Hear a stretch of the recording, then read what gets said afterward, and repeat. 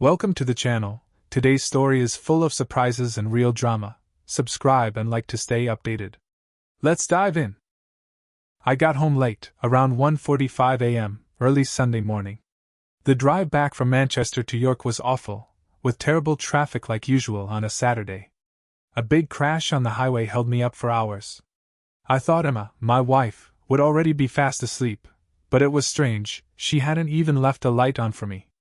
Extracting my bags and briefcase from my car's trunk, I just about managed to carry them all at once. I waddled up to the front door, letting myself in. I immediately knew something was very wrong. The house was cold. Obviously, the heating was turned very low or off. This was unusual because Emma is always complaining about being cold. She always has the heating on much too high for my liking. Putting my bags down, I turned on some lights and was shocked to see that some of our furniture was missing. My mind was racing. I rapidly made my way upstairs to our bedroom. In theory, Emma should have been in bed asleep. The bed was empty. Wardrobe doors and dresser drawers were open and almost all of Emma's clothes were gone. I stood there in shock for a few moments. Just what the hell was going on here? Thinking that a little shot of something would be a good idea, I made my way back to our lounge. I grabbed a bottle of whiskey from the bar, then collapsed into my recliner to contemplate the situation I found myself in. It was plainly apparent that my loving wife had left me. But why? Emma and I had been married for almost 14 years. We had two wonderful 18-year-old twin boys who were both in their first year at Cambridge University. Don't try and do the math. Emma was 5 months pregnant when we got married. Look, I'll be honest, when Emma and I were married, I don't think we were head over heels in love with one another. We were just dating and having a good time. But you know how it is. We messed up big time. Emma fell pregnant with Michael and Ethan, and I did the gentlemanly thing. Shit, I couldn't do much else. My old man would have killed me if I hadn't. But love is a strange thing. I soon found I was completely smitten with Emma and my boys. Almost my whole life revolved around them. Anything Emma wanted, I would break my back to get it for her. I don't care what anyone says, I'm as devoted to her as any man can be to his wife, and since the boys have been away at uni, we have been making up for the time we lost when they were children. Everything wasn't completely rosy though. Emma was a strong-willed woman and to be honest, I didn't normally give in to her wishes just to keep the peace. Generally, I was happy with most things in my marriage, but now it looked like I'd been living a lie, or at least Emma had. It certainly looked like Emma had left me, I just couldn't figure out why. She was always telling me how much she loved me. We had discussed the fact that neither of us really thought we would have gotten married to each other had she not become pregnant, but we had both agreed that it was probably the best thing that ever happened to us, and how deeply we had fallen in love with each other since we had married. It looked to me like someone had maybe had second thoughts. Damn, my emotions took command. I suddenly got angry and jumped up to pace the room. Then I stormed out into the back garden to light up my pipe. Emma doesn't like the smell of my pipe tobacco in the house, so I always go outside to smoke. I was out there for 10 minutes before I realized that Emma wasn't there to complain, and it looked like she wouldn't be in the future. Still, for some reason, I finished my pipe outside. As I came back through the back door, I noticed a letter lying on the kitchen table. For a moment I stared at it. Thomas, it said on the envelope. It was certainly from Emma, and when she wrote it, she had been annoyed with me. The only time she ever calls me Thomas is when she is upset with me. I sat down at the table, picked the envelope up, and turned it over in my hands. I don't think I really wanted to open it. I knew I wasn't going to like whatever was written inside. Slowly, I tore the envelope open, then unfolded the letter that was inside. You bastard. You lying, cheating, self-centered bastard. I am leaving you. I thought you loved me, but now I know different. You have been carrying on behind my back with that little tart, and I can prove it. I'm going to a lawyer on Monday. I'm going to divorce you and take everything I can get. I'll teach you to mess around on me. Didn't you at least think about the boys when you were swanning around with that little tart? She can't be much older than the twins.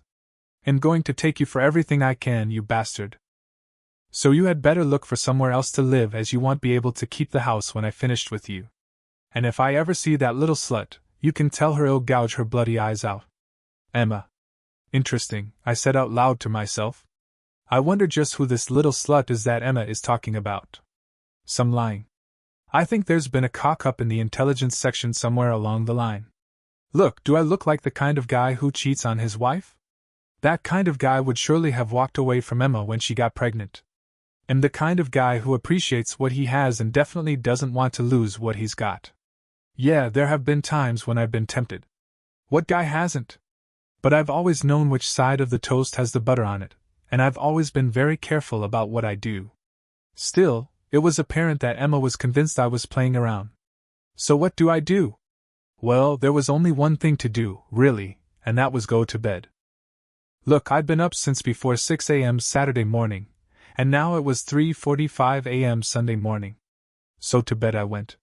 Yep, just as calmly as that. Look, I got where I am in business by not letting my emotions get the better of me.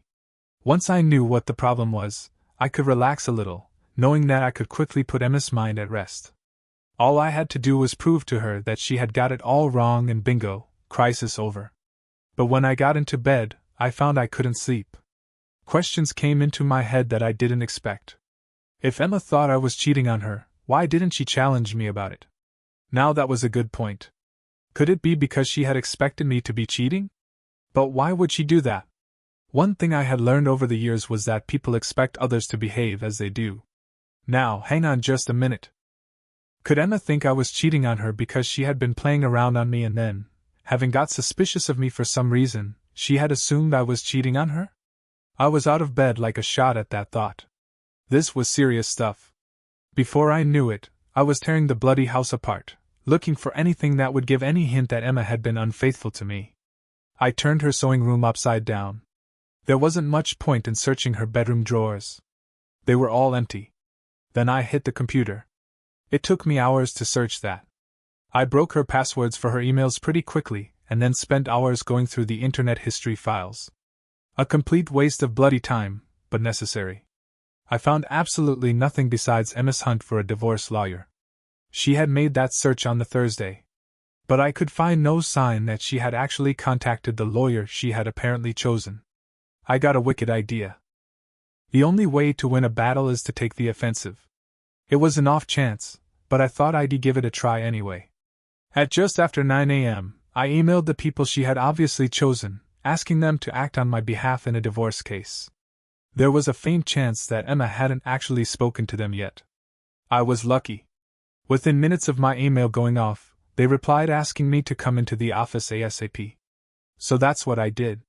Just after 9:30 a.m. on the Sunday morning, I handed Sarah Collins a check, and she was, from that moment on, my lawyer. Emma couldn't have realized that some lawyers work on Sundays. After I told Sarah what I had found at home and showed her the letter, she asked me whether I had ever cheated on my marriage. I told her that I loved my wife and done nothing since we had been married that I thought would put my marriage in jeopardy. Sarah told me to sit tight. I should try to find out where Emma had gone and have a talk to her. Sarah thought it was probably just a misunderstanding and that everything could be sorted out with a little communication between us. I went back home and started to hunt for Emma. I called her parents and brother, but they both said they had not heard from her, and she wasn't with them. Apparently, she hadn't told them anything. The same went for her sister, but I had figured she lived much too far away for Emma to have gone there. Anyway, Emma's family, although she had apparently kept them in the dark about having left me, immediately took sides and clammed up on me once I told them why she had left. The next call I made, I wasn't looking forward to it, but I knew it was really my best bet. It was to Emma's friend, Sophia. Sophia has been divorced twice, and to be honest, I don't blame the guys. Sweet as a peach 1 minute but can turn into a complete bitch the next. Emma and Sophia have been friends since their school days. Whenever Sophia wasn't with one of her many suitors, she was one good-looking man-eater, she would normally be with Emma. Emma and Sophia would have a girls' night out every couple of weeks or so, and it wasn't unusual for Emma to call me up and ask me to pick her up as Sophia had scored. Emma and I would often laugh about it. You see, I had always thought I could trust Emma. The moment Sophia found herself a guy, Emma would call me in as backup. I dialed Sophia's number and immediately knew I'd hit pay dirt. Sophia started sounding off at me the moment she heard my voice. I quietly demanded to speak to Emma, but Sophia denied that she was there. I felt sure she was, as it was the only place left that she could have gone to.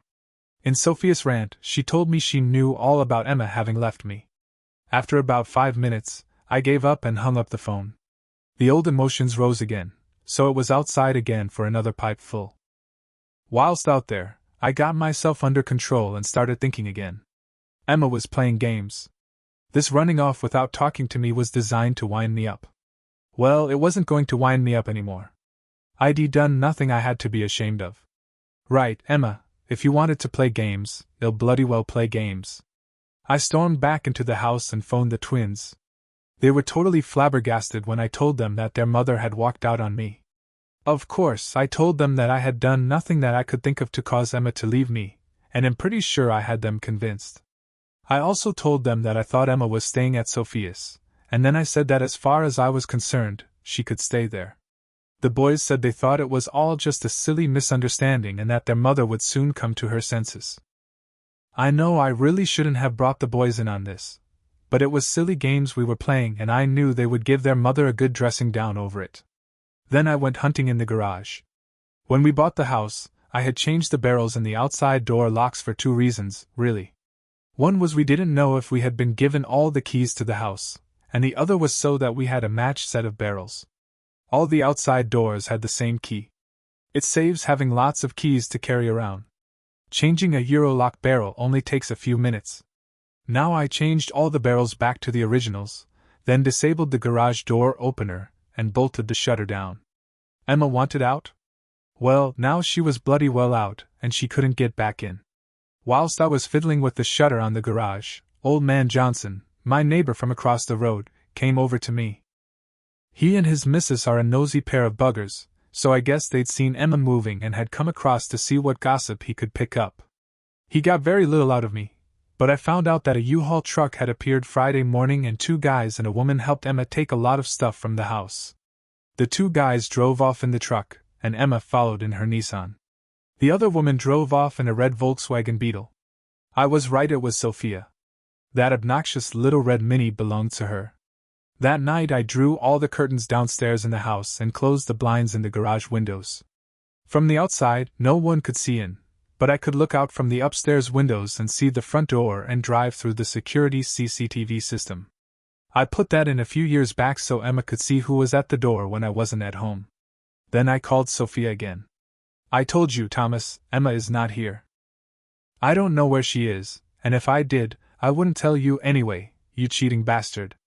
That's perfectly all right, Sophia. I understand. I just want you to give Emma a message for me. If you should happen to see her, that is, tell her that, as she has chosen to believe some stupid rumor without even speaking to me, I don't think I want to know where she's gone. In fact, I don't think I want to see her again. If by any chance you do hear from her, can you ask her to let me know where I should have my solicitor send the divorce papers? I'm intending to divorce her for desertion. Well, just see who gets the short end of the stick in her little game. Now, you can't do that. She's going to divorce you for adultery. Before she can do that, Sophia, I actually have to have committed adultery with someone, and as I know I haven't done that, I think I'm pretty safe on that score. Now don't you go fretting that little head of yours. The divorce will be settled in my favor because Emma has taken it in her head to desert me. I've got a stupid letter here from her saying she is doing just that. My lawyer tells me that's all I'm going to need. But you were seeing. I hung up and then pulled the plug on the phone. That little slip of the tongue by Sophia was all I needed to hear. She had said and then changed her mind and said you were seeing. From that last half a sentence, I figured it was Sophia who thought she had seen me with another woman somewhere. Now, would Sophia tell Emma exactly what I had said? And would that put doubt into Emma's mind? I went into the kitchen and made myself a meal. Then after it was completely dark outside, I slipped out the back door and walked around the house to make sure that no one could see inside. Emma wanted to play games, so games we would play. Then I settled myself on the computer to entertain myself until the fun I hoped was going to start actually did. It was 8:30 p.m. when I saw Emma's Nissan pull into the drive on the CCTV. Emma must have had a change of plan. I could see her sitting in the car watching the house for a while. Then Sophia walked up and joined her in the car. Sophia must have arrived in her own car and parked it in the street where I couldn't see it. It appeared Emma was hedging her bets. I hope she was thinking that maybe she didn't have enough evidence if it came to a court battle, or that maybe she had it wrong. In any case, I guess she was hoping she was back to stay. If she were living in the house, I wouldn't be able to claim she had deserted me. After waiting about 15 minutes, Emma got out of the car and tried to unlock the front door. I realized she had probably been trying to get the garage door to open with the remote control, but had finally given up. Of course, her key wouldn't fit the lock. Emma rang the doorbell a couple of times and even called out to me through the mail slot. Sophia got out of the Nissan and joined her. I could hear them talking, but other than hearing Sophia say try the other door, nothing else was clear enough. They both passed out of the CCTV's range, and shortly I heard them at the kitchen door. Then the patio door, not 5 feet from me. The next minute, they were back at the front door. After trying the front door yet again, Emma went over and tried to pull up the garage shutter by hand. After giving that up as a bad job, the two of them went back to the Nissan and stood by it for some time, having an animated conversation that ended when Sophia walked away and Emma got back into her car. For the next half an hour, Emma sat there, apparently making repeated calls on her mobile phone, but not actually talking to anyone. I could only assume she was making alternate calls to the house phone, but the line was kept busy. She must have called the mobile phone that I had switched off. Then Sophia returned carrying a McDonald's bag. She joined Emma in the Nissan and they stayed there until well after midnight, when quite suddenly they drove away. Sticking my head around the curtain, I saw that they had left Sophia's Mini parked in the street, so I assumed they planned on coming back the following morning. All day Monday, they sat out there in the drive with Sophia making numerous trips to McDonald's, which is not too far away. Once again, they left just after midnight, but this time they took Sophia's car as well. I assumed that Sophia needed it to get to work the following morning. I was up and out of the house very early on the Tuesday, just in case Emma turned up again. I went out to the motorway service area where I got myself a questionable breakfast. Then I sat reading the daily papers until it was time for me to go to work. Unusually for me, I was the first one in that morning. I figured the game would come to an end today. Emma was bound to call me at the office, but I figured I'd get some payback for her giving me the fright she had on the Friday night. Sure enough, at 9:05, my phone rang. "Thomas, where the hell have you been?" Emma demanded. "I've been trying to get into the house all weekend." This verbal attack upset me again. To be honest, I was expecting a very contrite Emma that morning. "I wouldn't suggest you try to get into the house again, Emma. You don't live there anymore, remember? And as the house is much too big for me alone, I've rented it out." A lie, of course, but it had the desired effect. Emma went loopy. "Are you mad? You can't have rented it out. Why the hell would you do that? Now look, Emma, we've got a very expensive court battle coming up. The rent on the house will help pay for it. You've gone bloody crazy." "No, Emma, you went bloody crazy when you started all of this. You accused me of cheating on you. You called me all those names in that stupid letter, and you wouldn't talk to me while you were hiding at Sophia's house. Thomas, we have to talk." "It's a bit late for talk now, Emma. Talk time was Friday evening. Now it's the lawyers make money time. So that's it? You're not even sorry for what you've done? You're just happy to see the back of me after 14 years. Wow. Hold on there, girl. First off, I've got nothing to be sorry about. You were the one that did the walking bit. You were the one who left the stupid note that nearly gave me a bleeding heart attack, and it was you who started talking about divorce.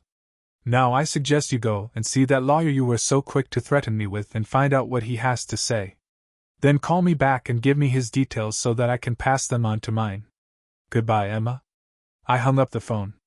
Was I pushing things too far? Well, yes, I suppose I probably was. But as far as I'm concerned, there is only one thing worse than finding your spouse is playing around behind your back. And that's when the person you love doesn't have the trust in you that they should have. I made a couple of telephone calls that I thought were necessary. The first to U-Haul. There were a couple of things I needed to check out with them. They gave me a number and I had a long conversation with a very contrite little man. I'd met him once at one of Sophia's parties. I think I scared the shit out of him. Then I made an international call and covered that angle. Half an hour later, I got a call from Sarah Collins. She was a little annoyed with me. "Mr. Watson, We've just had a visit from your wife, and I very much suspect that you knew she had intended to retain me today to act on her behalf.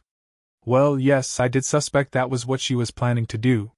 But as you were the best divorce lawyer around here, I thought it would be much better if you were acting for me instead. My clerk has sent her to another practice. I'll warn you, they are very good and expensive. Sarah, no offense intended, but can you tell me of a lawyer who isn't expensive?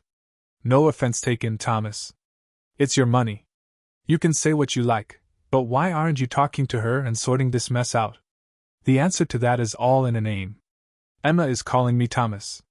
That means she is angry with me. She would not hear what I say when I tell her I did not have an affair. She doesn't want to believe me.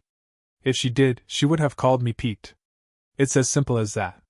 Emma has never called me Thomas. I'm not sure I understand your logic, but I really think you two should get together and talk. Well, I am prepared to do that when Emma is willing to listen. But then I've got some rather important questions to ask her. If I don't get the answers I want, you will be handling our divorce anyway. Thomas, do you have reason to believe your wife has been unfaithful to you or something? Not really, but she appears to have been pretty quick to believe that I would be. I've always found that people expect others to behave as they do themselves. I just got to thinking, has Emma been as faithful to me as she expects me to be to her? She appears to be condemning me very quickly. I think I see your logic now, but it's not one I've come across before. Well, we will see what happens, shall we? I'll call you later, Sarah. I didn't get much work done for the rest of the morning, and it wasn't until going on 12 that Emma called me back. Pete, we have to talk straight away. I came off of the offensive and agreed to meet her at 2 p.m. in the pub down the road from my office. At first, Emma appeared surprised at what she thought was my sudden capitulation, but when she returned to calling me Thomas, I realized I still had a fight on my hands. In a quiet corner when Emma entered the bar, she came directly over and sat down opposite me, although I had left her room in the booth to sit beside me. Aren't you going to buy me a drink? She asked. No, you can buy your own bloody drinks, remember? You walked out on me. You don't need me. Emma was taken aback. I think she still thought I had cheated on her, and would therefore be the one on the defensive. She got up and went to the bar to buy herself a drink. Well, what have you got to say for yourself? She demanded when she returned. Emma, I haven't got the foggiest idea what has got into you. Just what you think I should be apologizing for. I don't know. You were in Bath last weekend with some little tart. You were seen, so don't try to deny it, Emma. Last week I was in Bristol. You know that I spoke to you several times. I know nothing of the kind. I spoke to you on your mobile phone. You could have been in bloody Timbuktu, for all I knew. And I'd been told you were in Bath with a woman. Emma, I was working. You know my itinerary. It's the same 4 times a year. Manchester, Bristol, Glasgow. 3 days in each. I've been doing the same thing for nearly 5 years now. But you were seen in Bath. Okay, Emma, who saw me in Bath? Whoever told you they saw me there is either mistaken or lying to you. Why would anyone go to bloody Bath at this time of year anyway? It must be bleeding, freezing up on that coast at this time of year to see the lights. Sophia went on a coach trip last weekend to see the Bath lights and to do some shopping for Christmas. She saw you and the little slut you were staying with. She said you were so engrossed in her that you walked right past her a couple of times, and she followed the pair of you up to your room. Sophia, I thought as much. Emma, how long have I known Sophia? Since you've known me, I suppose? And do you think I would not notice Sophia if I was staying in the same hotel as her for a weekend? Oh, yes. How long was I supposed to be sharing a hotel with her? The weekend. She went up on a weekend trip, Friday to Monday. Where is your logic, Emma? Sophia is not my favorite person, but she does have presence. Do you think that any man would not notice those sexy short skirts she wears or that pair of bristles that come around the corner 10 minutes before she does? I think I told you Sophia was a looker. No guy ever misses Sophia. Unfortunately, quite a few guys have found that out to their cost. Emma looked slightly confused. I think the argument was about over and she was about to capitulate and start apologizing when the door flew open and Sophia strode into the bar. She made a beeline for our booth and then, to my surprise, plunked herself in the seat next to me, trapping me in. With a look of triumph on her face, she produced a small folder of the type they put photographic prints in. Right. You bastard, explain this away, she demanded as she pulled a print out of the folder and shoved it under my nose. I did a quick double take on the print and then started smiling. I took the print from Sophia's hand and turned it towards Emma. Oh, didn't you recognize Lila Chen? Emma, isn't that kind of funny? Look, Emma, Sophia has taken some nice photos of Lila Chen. I hope you took some of my brother as well, Sophia. Do you know Sophia? I really didn't know they were in the country, did you, Emma? I suppose their ship must have docked in Southampton, and David must have taken Lila Chen up to see the Bath lights as well. You know, their ship normally docks in Amsterdam. My twin brother is married to Lila Chen, a beautiful little Chinese girl he met in Singapore some years ago. They live on a container ship where he holds the post of first mate.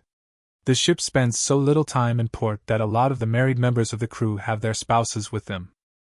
Oh, and by the way, my brother and I are identical twins, just like my daughters. Twins run in my family.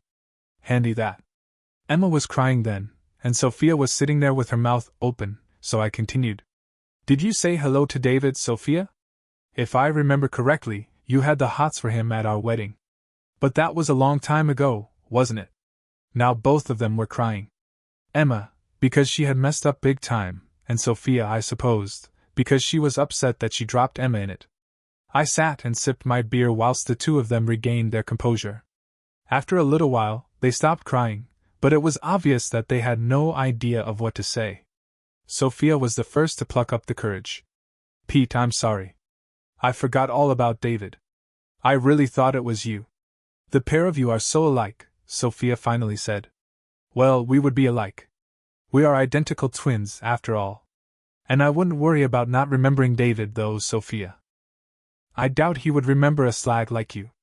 That was a little uncalled for, but I was still playing very angry. I'm so sorry, Pete.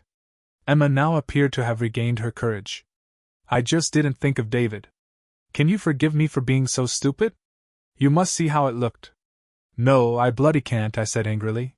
Both girls suddenly had very shocked expressions on their faces.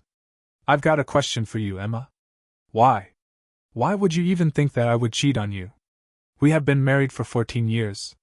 During that time, have I ever given you reason to doubt me? No, Pete. You've been a wonderful husband and a great father to our boys.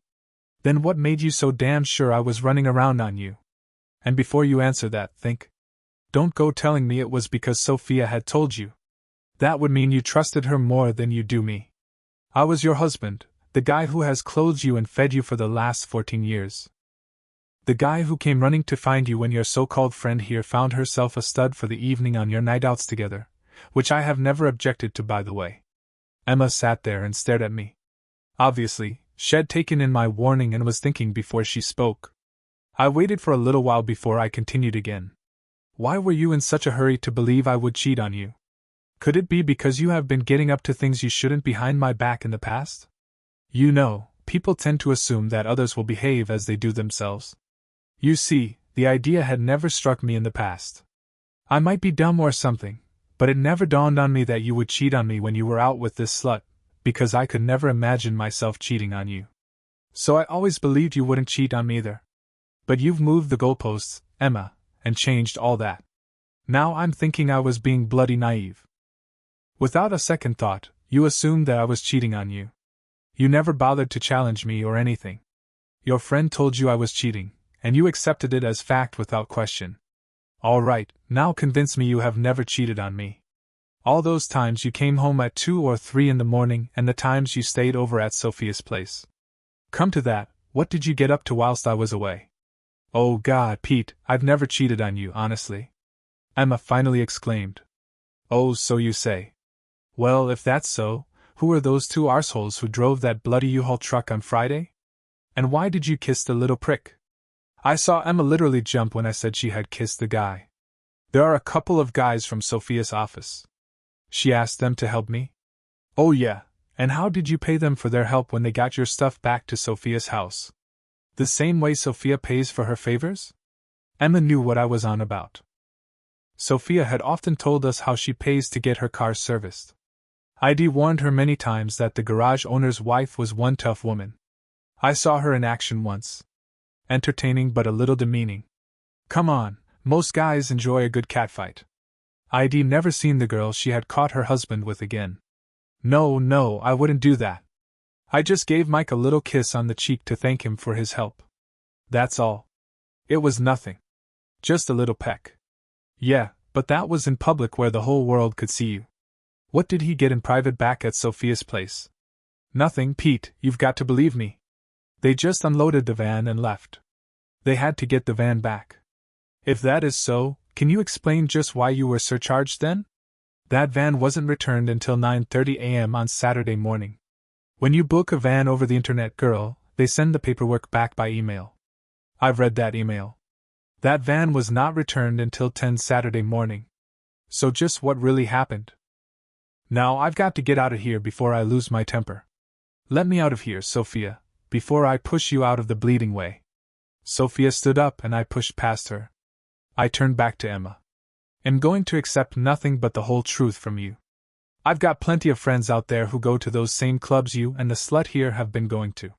You had better decide very quickly whether you wish to try and save our marriage. At the moment, I don't give a damn either way. But if someone comes up with any stories about what you have been up to in the last few years, you had better make sure you have told me about it first. Be at the house at 8 tonight. They'll give you an hour to explain anything you need to. Then I walked out of the bar. Look, I'm not daft, and I don't think Emma is really. Although I had never asked them to, my friends had always kept a very good eye on Emma and Sophia when they were on their nights out. Well, they would keep a good eye on Sophia. It's common knowledge that she's a slapper. But I have been told that Emma had got herself a nickname in the clubs. She was known as the Ice Maiden. Emma was known to be great for a laugh on the dance floor, but that was as far as it ever went. Emma's trouble now was that she didn't know just who all my friends were, and what kind of a slant they would put on what they told me. If she had been misbehaving, she would have to tell me herself tonight. Having taken a late lunch, I decided that there wasn't much point in going back to the office, so I began to make my way back home. Once home, ID plugged the phone back in before ID gone out that morning, and I was greeted as I entered the house with the answering machine message light flashing at me. There were a couple of messages early in the day that Emma had obviously left before she called me at work. They were of the demanding to know where I was and why couldn't she get into the house variety. Then there was a call from Henry Adams. Henry and I had been at school together. We weren't exactly friends back then, but let's just say that on the quiet it was with my help he got such good marks for his homework. Henry liked to play the tough man when he was with his mates, but really he wanted to do well at school, and I kind of acted as a private tutor for him. Pete, I've been trying to call you all the bleeding weekend. What's the story, mate? Emma and Sophia were at the club Friday night. Sophia was telling everyone that you two have separated. Give me a call, will you? I need to know how you want to play things. I returned Henry's call, but before I had a chance to say anything, he announced he was coming over straight away and hung up on me. Within 10 minutes, his car pulled into my drive. As I said, Henry is a hard man who in his younger days had gotten into quite a bit of trouble with the police. Had sorted himself out quite nicely once he joined a good gym where had gotten into amateur boxing. That somehow had led to him becoming a bouncer at one of the bigger local night spots, and over time he had finished up as the manager of the place. Some say that he is also part owner of a couple of the local night spots, which I wouldn't put past him anyway. Henry has a soft spot for me. As I said, he has always looked after my interests as far as Emma was concerned. He would often call me at work, or sometimes he'd pop into the pub where I had lunch, and without my asking, he would suddenly tell me just who Emma had been dancing with and who, if anyone, had tried to get it on with her. I'm pretty sure that if any guy had ever persuaded her to go outside, Henry or his bouncers would have had something to say about it. It had been Henry who had told me that Emma had the nickname the Ice Maiden. Henry turned down my offer of beer as he was working later, so we settled for some coffee. Right, Pete, what the fuck is going on between you and Emma? She was in the club Friday and Sophia was telling everyone that the pair of you had separated. She said that you were bonking some little Asian bit in Bath last weekend or something. Don't tell me Sophia went up Bath last week, and apparently David was up there with his missus. Sophia thought it was me and the bitch told Emma. I came back from Bristol to find that Emma had moved out on me without a bio leave. Oh, fuck. But you soon put her right, didn't you? Well, not exactly, Henry. Let's just say we are playing mind games at the moment. I got pretty pissed off that Emma hadn't spoken to me about it first.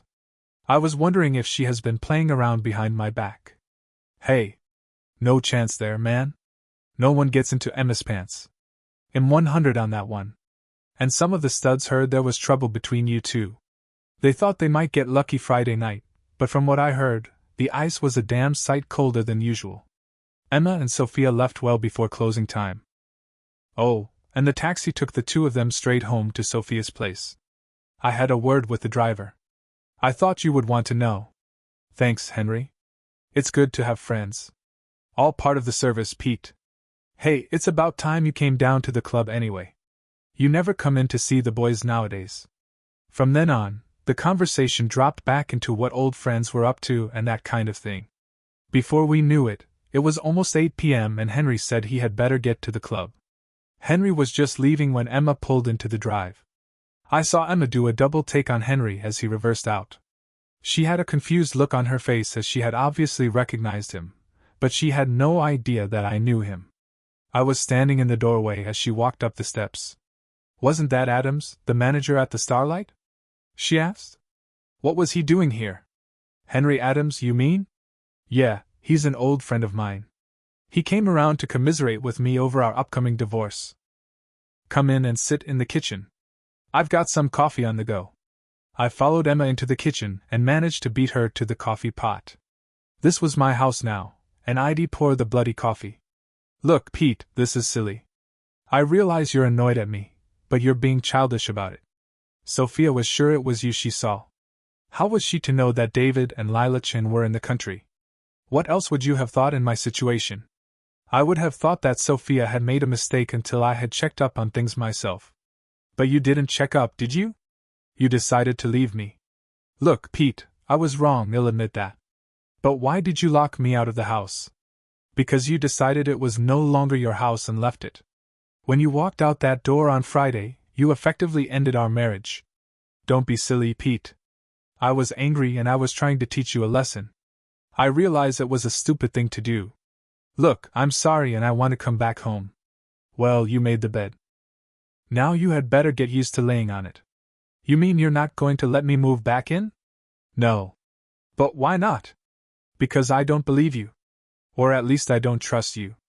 Tell me, when did Sophia tell you she had seen David in Bath? Tuesday, when she came back. Why do you ask?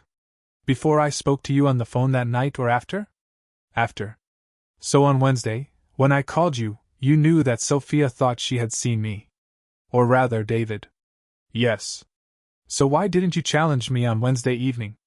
Better than that, why didn't you call me back on Tuesday after Sophia told you? Why did you act as if nothing was wrong? I don't know. I wasn't sure what I was going to do about it then. But you made up your mind, didn't you? You decided life would be better without me. You thought you were going to get it all, didn't you? All our savings and a good chunk of my pension as well. I didn't matter. It was only the money you were worried about. Oh my God. No, Pete, where the hell did you get that idea? I just wanted to throw a scare into you. Honestly. So if you were just throwing a scare into me, why take all that furniture? Just you not being here would be a scare. You didn't have to empty half the bloody house. You were right. It was overdoing things. But Sophia said it would make you think I was serious. Oh, Sophia again. It always comes back to Sophia. Do you know that nearly all of the disagreements we've had over the years have come down to Sophia and the ideas she puts into your head? And there's one other point. If Sophia had told you she had seen me with a Chinese girl, what would you have thought? I would have immediately thought of David. But Sophia never told you the girl she claimed she saw me with was an Asian, did she? I suppose she didn't notice. You have to admit, Lila Chen's features aren't that strong. So why the bloody hell was Sophia telling all the guys down the club that I was shacked up with a little Asian bird? She can't have known, she said. She didn't know that the girl was Chinese until you pointed out on those photos in the pub, and she only got those back from the laboratory this morning. Don't ask me. Ask Henry. Next time you see him or any of your fancy men down at the club, They'll tell you what Sophia was telling everyone. I think Sophia knew it was Lila Chin and David when she saw them. I just can't figure out why she told you she didn't recognize them. But why would she do that? I don't know, Emma. She's your bloody friend. You tell me what she was trying to achieve and why. But she seemed so sure. It was her idea for me to move out of the house. Emma sat there silently staring into space for a long time. I got up and poured myself a drink. Can I have one of those? She asked. I poured her a scotch and soda.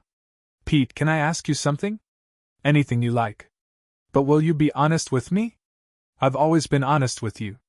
Well, there were a couple of times when I had to lie to you when I was planning surprises. Like our 10th anniversary honeymoon.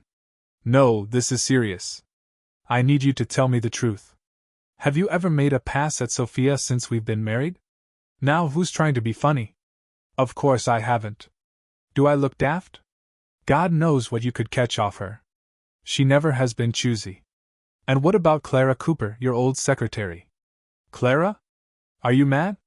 You've met her husband. What do you think? I've got a bloody death wish? So you've never made a pass at Sophia and you never had anything going with Clara? Don't be silly. Why do you ask? You definitely never kissed Clara? Well, of course I kissed her a few times if I remember. I thought her old man was after your tonsils a few times under the mistletoe at those Christmas dos. No, I mean beside at the Christmas parties. Everyone kisses under the mistletoe. You're being silly again. Only a fool would mix business with pleasure. And besides that, I was very happy with the woman I had. Bugger. I've been such a fool. They'll make no comment on that, but it's cost you more than you'll ever know. Emma looked at me with the look that should have sent me dashing over there to comfort her. My heart went out to her, but I was still trying to retain the moral high ground. I was still playing the put-upon husband. Then she turned on the tears. Oh, fuck, I lost the battle. Heidi had a hard enough problem walking out of the pub earlier in the day when she started crying. A bad tactical mistake Emma had made there. If she had sat beside me, I would have capitulated then. I moved over and sat beside her, putting my arm around her shoulders. After what seemed like an age, she stopped crying. You never have done anything that you're ashamed of in our marriage, have you? What do you think, babe? Then why? Why what, Emma? Why would Sophia tell me you had? Why would she tell me she had seen you with Clara? You had better ask her that one, Emma. She's your friend. No, she's not. Not anymore, she isn't.